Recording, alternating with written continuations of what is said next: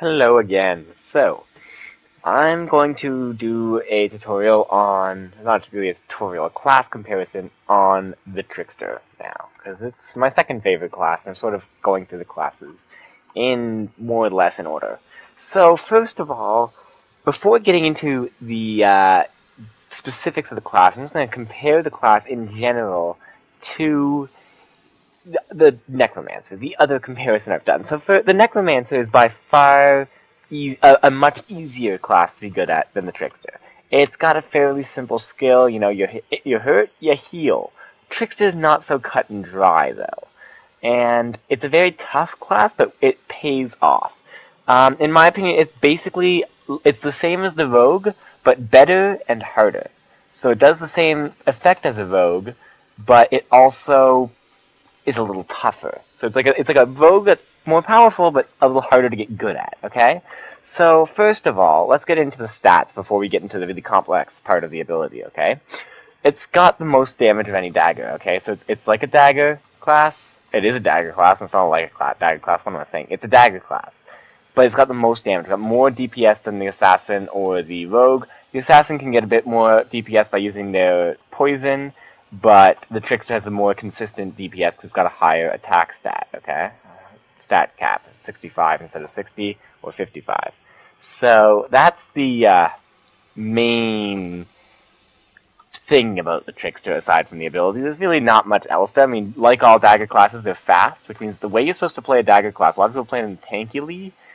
Don't. Please, you make me cry. You shouldn't be getting hit by most bullets. I mean, I'm getting hit by a few because I'm talking to you, which gets me distracted. I should really pre-record these. But you can see the key to the dagger class isn't getting close like with the sword classes. And like the sword class is all about deciding what to dodge. And I mean, the longer range classes are about dodging everything. Tricksters and other dagger classes are also about dodging everything, but they do it by just keep moving. You go in, you dodge around. You don't let anything hit you.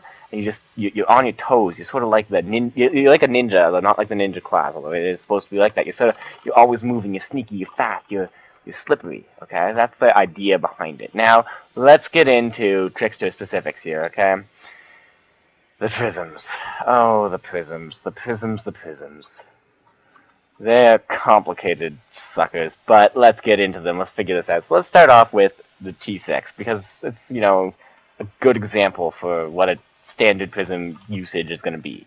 So what you're going to be having is going to have, let's say, let's go find actually something more useful to practice on. This mob of demons. Okay, it's split up, but I'll still practice on it. So you do that, and did not go great, did it? No, it didn't. Can we try this again? See, there you go. You send in your decoy, and everything decides to shoot at it instead of you, and follow it around instead of you, and you use the teleport to get in and attack it. So there's two effects. It's basically two abilities in one. There's the decoy ability, and there's the teleport ability, and you can combine those to land your decoy on an enemy and teleport like to the side of them so that you can get like a nice attack from behind on them. And combining those abilities is just precious. It's as good as a cloak, but like it's better than a cloak and better than a shield. And I'm going to explain why right here. Why it's better than a cloak? Same length of time. You know, T0 lasts 3 seconds, T6 and T5 last 5.5 seconds, and everything else in between is about the same as well. But with a rogue's cloak, if I stand here cloaked and someone walks up behind me, they still shoot at me. But if I send in a decoy there, it doesn't matter if someone walks up behind me. I can walk up behind me. It doesn't matter. They're worried about my Trickster's decoy. They don't care about the fact that I'm invisible. So it's like a foolproof rogue's cloak, okay? Now, why is it better than a stun? Because, I mean, they still shoot, and yeah, okay, in that aspect it's worse, but it's 5.5 seconds, it only costs 85 mana on this one. So it's better because I can just do it over and over and over again. And even if I mess up one, it's not like a knight's thing, where it's not like a shield where it's really tough. If I mess up one, I can always just do another one.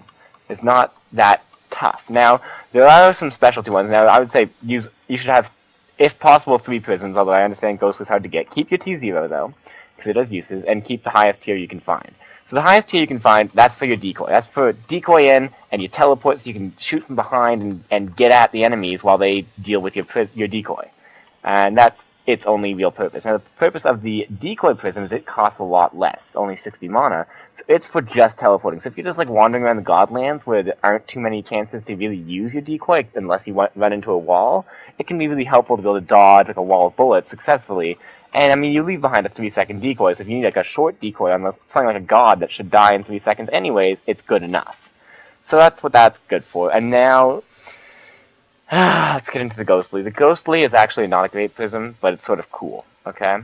So first, when you use it, instead of making a decoy, it makes a bomb that stays where you place it, doesn't run ahead, and explodes, doing not much damage. I mean, less damage than my dagger by far, but it's a bit of damage, okay? It's pretty. It's great for, like, trolling people, doing events, having fun, partying. It's a cool thing. Its levels of swag are very high, but its uses are slightly limited. Now, you would think that is useless. I mean, it doesn't do enough damage to, like, it's going to take 1,000,000 of them to kill this, so why use it at all? Well, 65 mana. That's, like, just 5 mana more than the decoy prism. That's a small trade-off for a bit of an explosion that can do, like, 200 damage to some enemies. So I don't use it around the Godlands too much. I use it occasionally just for the levels of swag, but not for the purpose of using it. Main uses for it are when you're rushing things. Because anyone who's ever rushed something knows that sometimes you'll be rushing along, you'll get to a dead end, you have to turn around, and it's like, oh, right, I left all those enemies in that room, because that's the whole point of rushing, is you leave all the enemies behind, so now I have to do the room again. It's like it's like an extra room getting added to it. Whereas with the Ghostly, if you end up rushing, like jumping into a room and it's like, oh, this is a dead end, when you leave, you've already damaged everything in the room, so if you leave while shooting, you might actually be able to, like, fight your way through without having to dodge anything, which is really helpful for that. So I use it when I'm rushing. Aside from that, the Trickster's decoys, both Ghostly and Decoy Prism, which is the T0, can be used to rush quickly to events, get across the map really, really fast, okay? Because they don't use much mana, and if you put your mouse near the top of your screen and teleport, you get this huge jump ahead, right? And it's really good for, like, rivers. If you really hate walking over rivers, you just teleport across, no big deal, right? And that's really all there is to the Trickster.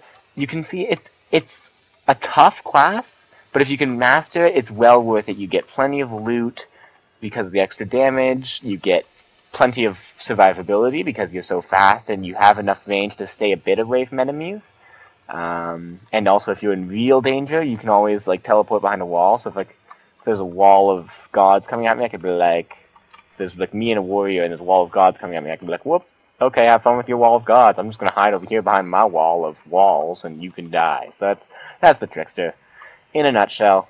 Not really, it's exposed a bit, but that's the class, okay? So thanks for watching, and sorry about not putting out many videos. I'm going to try to get on that a bit more.